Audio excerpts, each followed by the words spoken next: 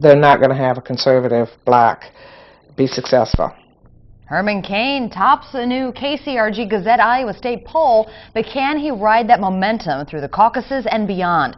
The poll of more than 1,200 registered Iowa voters came out today. And 3 candidates took nearly 2/3 of the overall support. Herman Cain is at the top with nearly 25%. Not far behind comes Texas Congressman Ron Paul and then Mitt Romney with 16%. All other candidates polled in the single digits.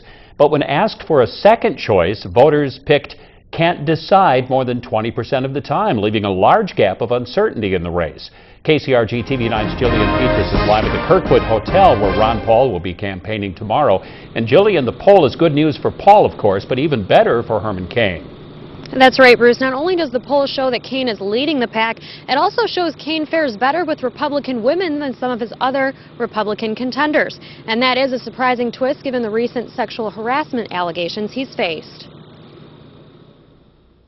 Up at Long Branch in Cedar Rapids, and that's the first time I met him. Kathy Grayway is a registered Republican and Herman Cain supporter. She's met Cain twice in person. Very impressed.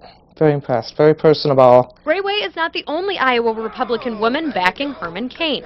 KCRG-Gazette and Iowa State University polled Republican and independent voters at the height of rampant criticism against Cain. 4 women accused the candidate of sexually harassing them back in the 1990s. Still, our poll results showed Cain fared better with women compared to other Republican candidates. And they've seen enough character assassination to know that, a certain amount of that you just absolutely have to take with a grain of salt. In his heart, I know he would make intelligent decisions and good decisions. But not everyone is convinced Cain can shake the allegations and capture independent and undecided voters. I just don't think he could, really. Why do you say that? Well, it isn't a good thing to hear about him. It's going to be harder for women, I think, just because it's a little bit more sensitive.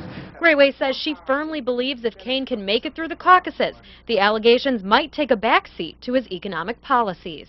As little traction as it's gotten, I tend to think it won't come back up. I think if they thought they could, get any traction, they probably would. I don't expect it.